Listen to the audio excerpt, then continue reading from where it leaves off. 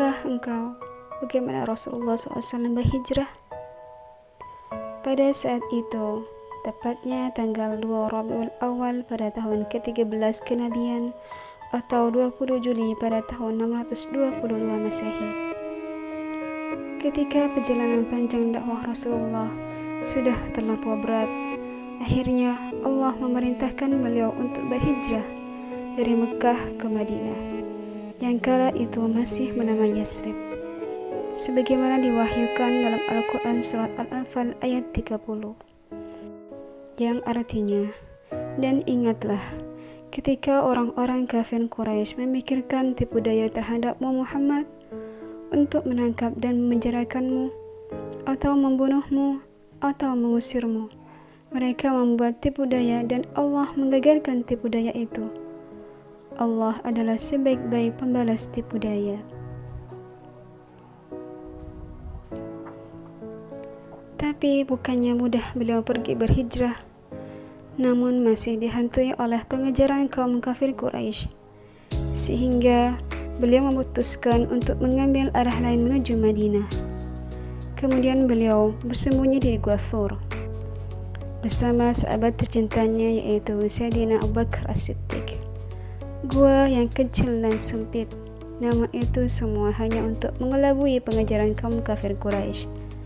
Tak bisa digambarkan bagaimana ketakutan Abu Bakar saat itu. Demi Allah, wahai Rasulullah, jika salah seorang dari mereka melihat ke tempat mereka berpijak, pastilah mereka melihat kita.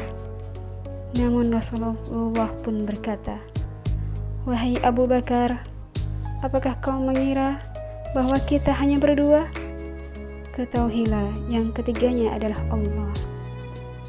Dan mereka pun luput dari pengintaian para kaum kafir Quraisy di Gua Thur. Setelah 3 hari 3 malam dan keadaan dirasa aman, maka beliau pun melanjutkan perjalanan menuju Madinah dengan bersinggah di 2 tempat. Yang pertama di pemukiman Ummul Ma'bad dan berhenti di wilayah Al-Juhfah. Kemudian beliau juga berhenti di Kuba, lalu tinggal di sana selama 4 hari dan mendirikan masjid yang kemudian dikenal dengan nama Masjid Kuba, masjid yang pertama kali dibangun oleh Rasulullah setelah hijrah. Perjalanan pun berlanjut menuju Madinah. Para sahabat beliau dari kaum Muhajirin dan Ansor pun sudah tak sabar menunggu. Kedatangan beliau disambut dengan sukacita. Sholawat dan pujian-pujian pun ramai dilantunkan, menggambarkan kebahagiaan mereka atas kedatangan Rasulullah. Para kaum Ansor berebut untuk bisa menjadi tempat beliau tinggal di Madinah. Akan tetapi beliau berkata, "Biarkan untaku berjalan, biarkan ia yang memilih. Unta ini ada yang menuntun, dan aku akan tinggal di mana Allah akan menetapkan aku nanti tinggal." Unta beliau pun melangkah pelan di ruas-ruas jalan Madinah, diikuti oleh tatapan beratus mata manusia, jalanan yang sama sekali asing baginya. Kemudian sampailah unta itu berhenti, yaitu tepat di depan rumah Abu Ayyub Al-Ansari,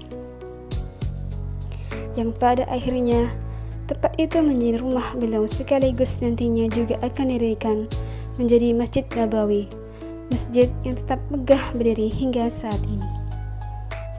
Begitulah kemenangan yang dijanjikan Allah untuk hambanya, seperti yang tersirat dalam Al-Quran surah Al-Fath ayat 28, yang artinya, dialah yang mengutus Rasulnya dengan membawa petunjuk dan agama yang benar, agar dimenangkannya terhadap semua agama, dan cukuplah Allah sebagai saksinya.